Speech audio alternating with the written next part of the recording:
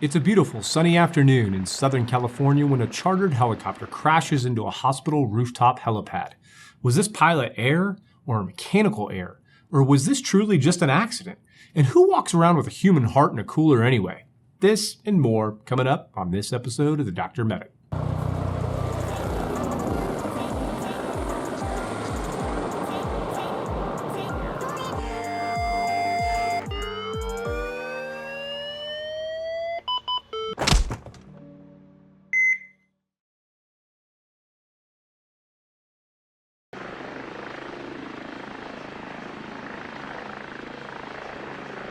The principal owner of this aircraft was Prime Healthcare Air Transportation, but the actual operator was Helipad Aviation, based out of Van Nuys Airport, just north of Los Angeles, California, in the United States.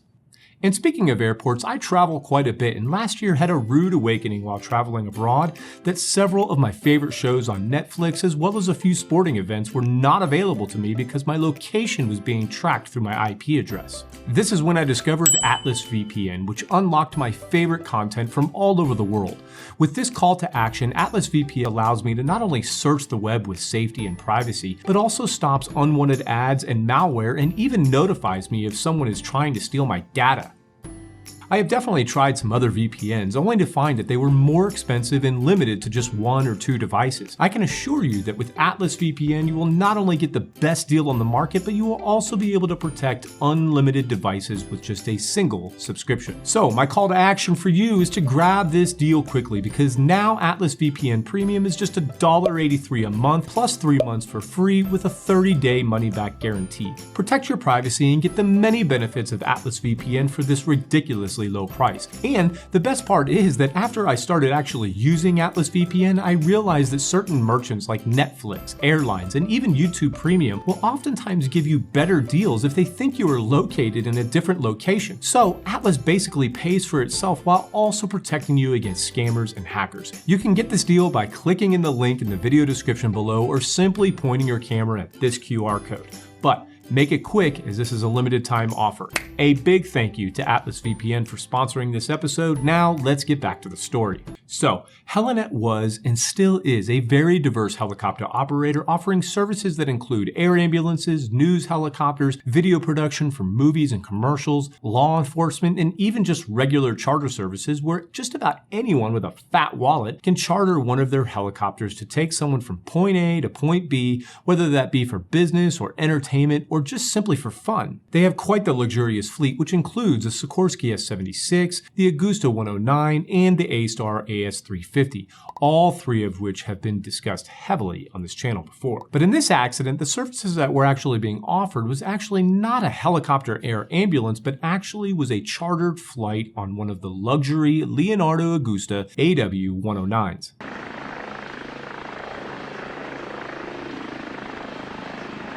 Now, the aircraft in this accident was this super luxurious Leonardo AW109 S, otherwise known as an Augusta 109 Grand. This model was built in 2009 and had just 1,446 hours on the airframe and was last inspected on October 22nd of 2020, which was just a couple weeks prior to this crash. The S model, or AW109 Grand, is really just a lengthened version of the 109 Power models with some modified blades, but also with upgraded engines with 2 Pratt & Whitney 207C turboshaft engines, each making 572 horsepower. These helicopters are just ridiculously cool and are one of the favorite helicopters to be used by folks like athletes, the Hollywood elite, and politicians, as they can land just about anywhere but have a crazy top speed of just under 200 miles per hour and cruise around 180 miles per hour. And just to put that into perspective, the average medical helicopter flies significantly slower than this, with models like the Bell 407 and A-Star 350 cruising anywhere around 120 to 150 miles per hour.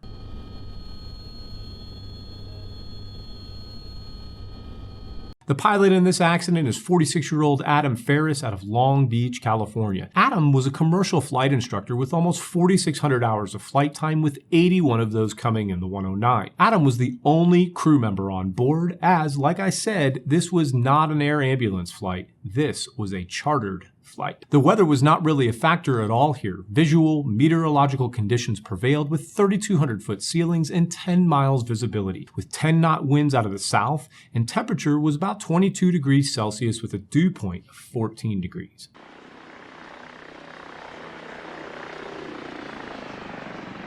This flight has a total of 5 legs and starts with Helinet receiving a charter flight request to transport 2 medical team members, at least one of whom is a transplant surgeon, from Keck Hospital of the University of Southern California, or U.S.A, down to a hospital in the San Diego area, harvest a heart from a donor, and then subsequently fly that team back to Keck USC, where the heart can then be transplanted to a waiting patient. Now, while pilot Adam pre-flights his helicopter and plans the rest of his flight, I really want you to try and grasp just how many moving parts have to occur simultaneously in order for this situation to be successful. On the one hand, you have a patient who is presumably living their life knowing that at any moment they could die, as the heart that they have just cannot keep up with the demand that is necessary in order to sustain their physiological needs. This could be due to a multitude of factors, but is most likely due to having some form of left ventricular failure. This person may have had some other form of assist device already helping them to survive,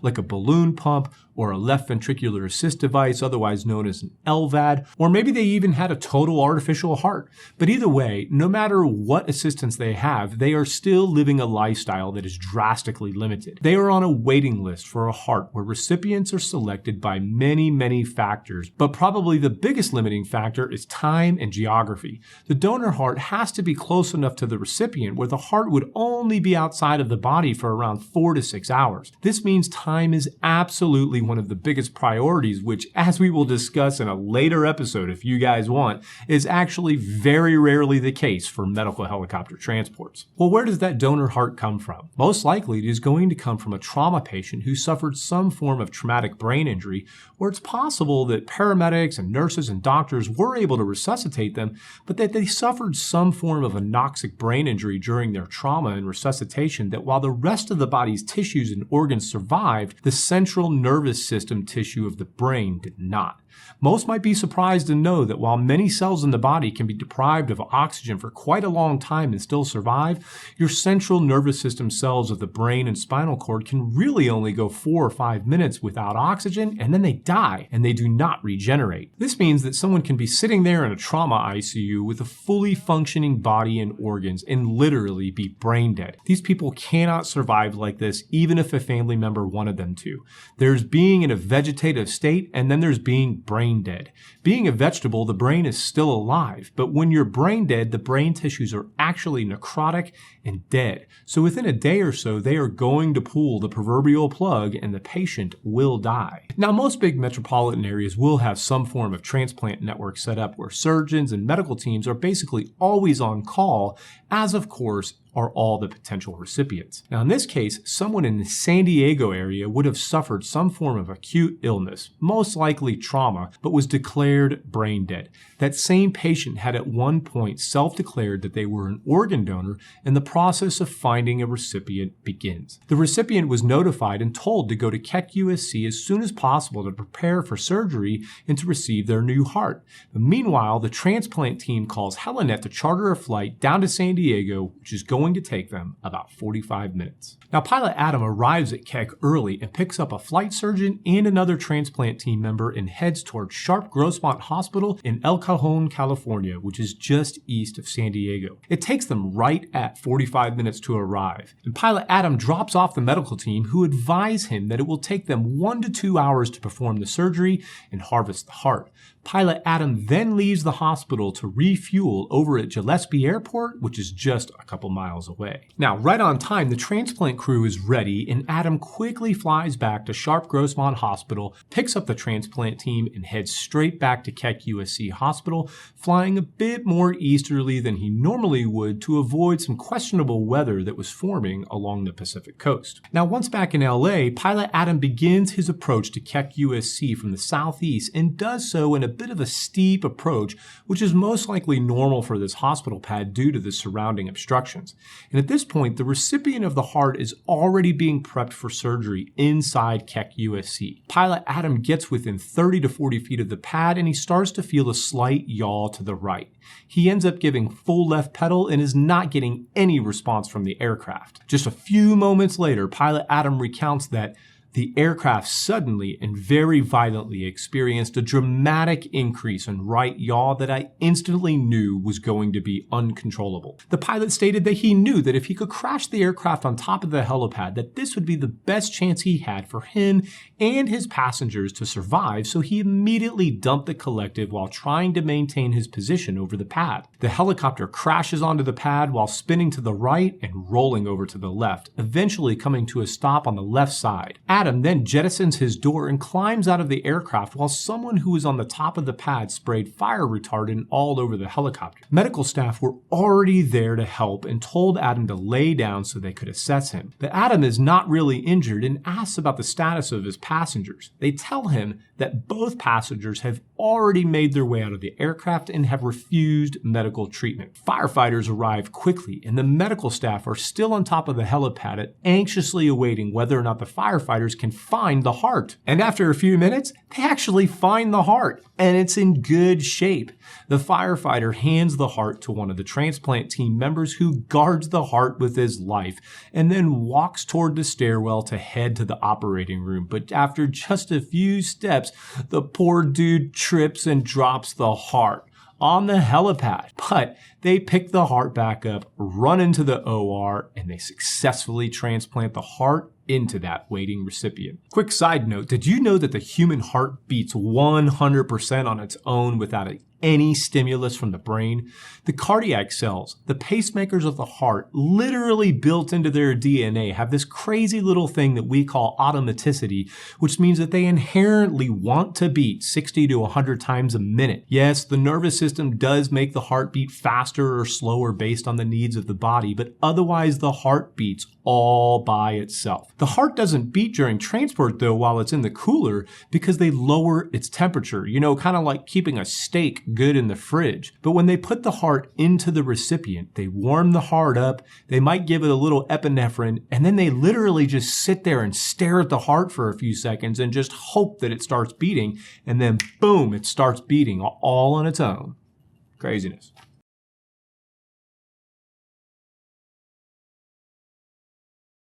So, what in the world caused this helicopter to crash? Well, as the entire tail rotor assembly broke away from the aircraft, it quickly became apparent that something was not right with the tail rotor mechanism. Remember, tail rotors are essentially the same as the main rotor in that they have a collective pitch change to them that then changes the pitch of the blades. Think of the foot pedals as kind of like the collective for the tail rotor. At low speeds, the force of the engine, while designed to turn the main rotor, will actually want to turn the body of the aircraft in the opposite direction. This force is then counteracted by the tail rotor. Now, once most of these helicopters get above 40 or 50 or 60 miles per hour, they start to sort of weather vane, and the tail rotor then plays less of a role in counteracting the spinning of the aircraft and more of a role in just controlling the aircraft during a turn. But at slow speeds like this, the tail rotor is absolutely vital. Now, the tail rotor on an AW109 is not really too complicated, especially as compared to something like the 139, which is offset above the tail boom and has 4 blades. The 109 is in line with the tail boom and has just 2 blades, but it is a pretty big tail rotor and sticks out sideways from the tail boom a bit more than other helicopters with 2 blades on the tail. And the fact that it sticks out a bit more means that it needs a bit more support to keep it straight while spinning and under a load. Now, on the 109, this extra length to the tail rotor required the use of an extra bearing for added support. Now, this bearing is housed within a sleeve called the support bearing sleeve assembly, and the tail rotor and bearing rotate within this sleeve. The support bearing that is inside this sleeve is held in place by this ring nut. Now, a regular hexagonal nut would have a set of threads on the inside that thread down on a bolt or a stud of some sort. But a ring nut is sort of the opposite and has the threads on the outside of the nut that then thread into some type of large female sleeve of some sort. Just as an example, these microphones that I use here in the studio all have some form of ring nut that can be threaded into the base of the microphone. I can just tighten this down by hand or with a screwdriver and call it good. But the big difference here is that the ring nut on this AW109 tail rotor is holding the main support bearing for the tail rotor that is spinning at thousands of revolutions per minute. So should this nut become loose, it would probably lead to catastrophic failure. Now, oftentimes people say that the nut holding on the main rotor of a helicopter like the Bell 206 is called the Jesus nut, because if that nut backs out and falls off, only Jesus can save you now. Well, this ring nut on the tail rotor is sort of the same thing. Should this ring nut back out, then the stability of the tail rotor would completely disappear and the tail rotor would lose its effectiveness, most likely causing the aircraft to crash. Now, this investigation quickly revealed that the ring nut on this aircraft backed itself out somehow and became completely separated from the sleeve assembly. Now, there are all kinds of hardware on aircraft that are prone to vibration or rotating forces, and there are many ways to keep that hardware from backing out or becoming loose. Some of the more common ways you may have seen in many industries could be with a disposable cotter pin, C-clips or E-clips, retaining pins, snap rings, locking nuts, etc. But when it comes to certain industries, safety wiring is the standard. I used to use safety wiring all the time back when I used to race motorcycles, and I would need to safety wire all of the major items on my race bike like drain plugs, axles, and brake calipers. Yes, there was a time when I did cool shit. Now I sit here in my garage and do research and make YouTube videos. Anyway, this safety wiring, which many people also call lock wire, is also the mainstay in aviation and is commonly used as a redundancy method of safety to ensure that certain nuts or bolts or wiring connections do not come loose due to vibration and rotational forces. Yes, this wire does appear pretty weak. And it is, but the wire is twisted in a certain way that mechanically would prevent nuts or bolts from backing out. In this case, the ring nut was safety wired to the sleeve like you see here. But obviously, as you can also see in the photos, this safety wire failed, allowing the ring nut to back out and causing this catastrophic failure. Now, remember, this crash occurred in November 6th, 2020. And by that time, this ring nut issue was not news to Leonardo, EASA, or the FAA. In fact, over the span of about 18 months between 2010 and 2012, 3 major incidents occurred with 109s specifically caused by ring nut failures of some sort, occurring on December 15th, 2010, October 1st of 2011, and then again on May 9th, 2012. Now, this is where all of this starts to get really interesting and conflict starts to present itself. After those 3 incidents, Leonardo published their own technical bulletins dated September 21st, 2012. These bulletins initially said to inspect the safety wires and that if only one wire was present, to install the second wire. But that if either of them were missing or damaged, to actually remove the housing from the tail rotor controls and rebuild them with specific cleaning and installation instructions. Just 3 days later, the European Union Aviation Safety Agency, or EASA, which is kind of like Europe's version of the FAA, issued an airworthiness directive advising of this very same issue.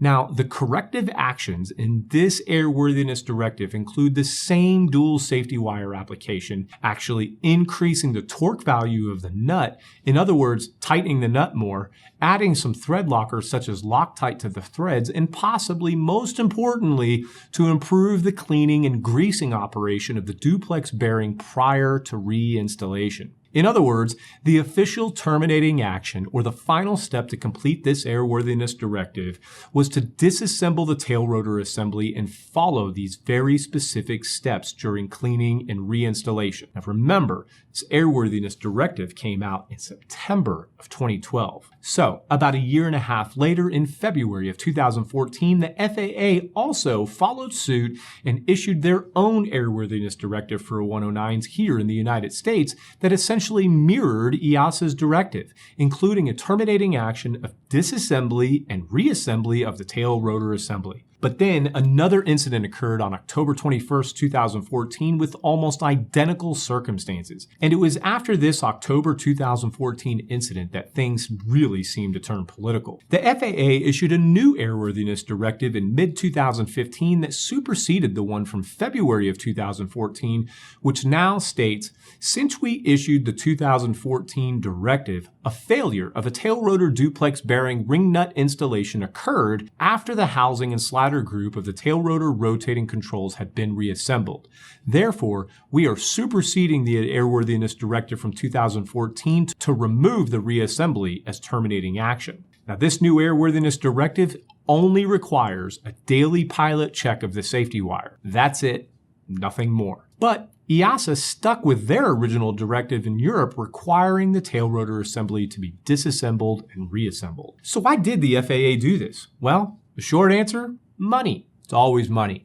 The FAA literally published estimates on the price difference and documented that assuming a labor cost of $85 an hour and the negligible parts cost of the safety wire, that it would cost about $22 to perform this directive on a 109 helicopter, and that since there were 146 AW109s in the U.S. at the time, that this would cost a grand total of $3,212 across the country to solve this problem. On the other hand, to follow through with EASA's directive of disassembling the tail rotor housing and reassembling it to their specifications, this would be an 8-hour job and would therefore cost $680 per helicopter for a grand total of $99,280. And because of this added cost and the fact that a ring nut still failed after reassembly, the FAA ditched the previous $680 directive in favor of the $22 one. Then comes the crash that we are talking about in this episode. Just 1 month after this crash, Leonardo assembled their folks and gave a presentation to the investigation team in Los Angeles, California. And in this presentation, Leonardo notes that their bulletin says to take apart the housing and reassemble to specific values